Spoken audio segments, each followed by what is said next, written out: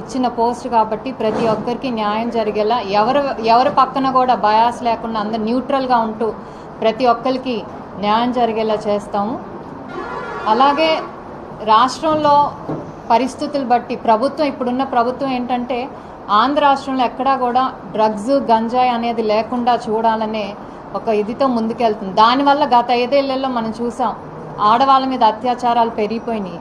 అందుకని కూటమి ప్రభుత్వం ముందు అధికారంలోకి రాగానే ఆ గంజాయి వాటిని అణిచివేయాలని ఫస్ట్ స్టెప్ తీసుకుంది. కాబట్టి అదొక ఆడవాళ్ళ మీద అత్యాచారాలు జరగటానికి అదొక కారణం తగ్గిపోద్ది మనకి. అలాగే మనం మహిళా కమిషన్ తరపు నుంచి ఏంటంటే అవేర్నెస్ అనేది ఒకటి క్రియేట్ చేయాలి. పాఠశాల లెవెల్ నుంచే ప్రతి పిల్లలకు కూడా రెస్పాన్సిబుల్గా ఎలా ఉండాలి, పరస్పరం గౌరవించుకుంటూ ఆడవాళ్ళు కానీ మగవాళ్ళు కానీ పరస్పరంగా గౌరవించుకుంటూ ఎవరిపైనా కూడా అవహేళన చేయకుండా రెస్పెక్ట్ ఇచ్చుకుంటూ ఉండాలనేది మనం కమిషన్ తరపున ఒక అవేర్నెస్ ప్రతి స్కూల్ లెవెల్స్ నుంచి కూడా జరగాలి.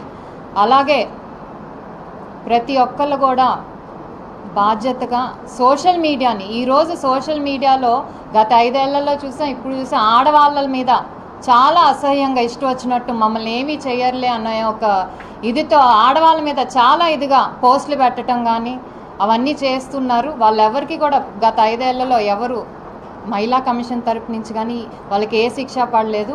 ఇక నుంచి అలాంటి పోస్టులు కానీ లేకపోతే మహిళలను దూషించడం కానీ అవహేళన చేయటం కానీ క్యారెక్టర్ అసాసినేషన్ అలాంటిది ఏమన్నా జరిగితే మాత్రం మేము ఊరుకునేది లేదండి. ప్రతి మహిళకి రెస్పెక్ట్ ఇవ్వాలి. భారతదేశంలో ముఖ్యంగా మహిళలను పూజిస్తారు ప్రతి ఒక్కరు. అది మాటల్లోనే కాదు మనం చేతల్లో కూడా చూపించాలి.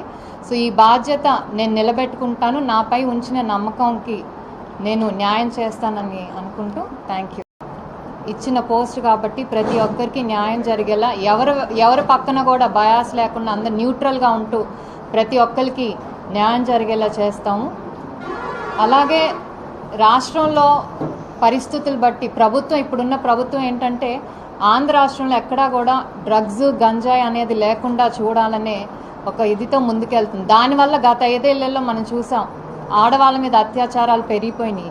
అందుకని కూటమి ప్రభుత్వం ముందు అధికారంలోకి రాగానే ఆ గంజాయి వాటిని అణిచివేయాలని ఫస్ట్ స్టెప్ తీసుకుంది. కాబట్టి అదొక ఆడవాళ్ళ మీద అత్యాచారాలు జరగటానికి అదొక కారణం తగ్గిపోద్ది మనకి. అలాగే మనం మహిళా కమిషన్ తరపు నుంచి ఏంటంటే అవేర్నెస్ అనేది ఒకటి క్రియేట్ చేయాలి. పాఠశాల లెవెల్ నుంచే ప్రతి పిల్లలకు కూడా రెస్పాన్సిబుల్గా ఎలా ఉండాలి, పరస్పరం గౌరవించుకుంటూ ఆడవాళ్ళు కానీ మగవాళ్ళు కానీ పరస్పరంగా గౌరవించుకుంటూ ఎవరిపైనా కూడా అవహేళన చేయకుండా రెస్పెక్ట్ ఇచ్చుకుంటూ ఉండాలనేది మనం కమిషన్ తరపున ఒక అవేర్నెస్ ప్రతి స్కూల్ లెవెల్స్ నుంచి కూడా జరగాలి.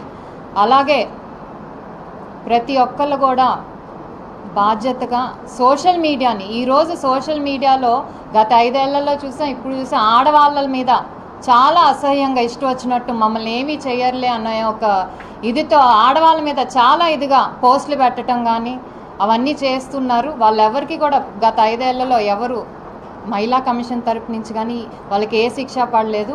ఇక నుంచి అలాంటి పోస్టులు కానీ లేకపోతే మహిళలను దూషించడం కానీ అవహేళన చేయటం కానీ క్యారెక్టర్ అసాసినేషన్ అలాంటిది ఏమన్నా జరిగితే మాత్రం మేము ఊరుకునేది లేదండి. ప్రతి మహిళకి రెస్పెక్ట్ ఇవ్వాలి. భారతదేశంలో ముఖ్యంగా మహిళలను పూజిస్తారు ప్రతి ఒక్కరు. అది మాటల్లోనే కాదు మనం చేతల్లో కూడా చూపించాలి. సో ఈ బాధ్యత నేను నిలబెట్టుకుంటాను. నాపై ఉంచిన నమ్మకంకి నేను న్యాయం చేస్తానని అనుకుంటూ థ్యాంక్ యూ.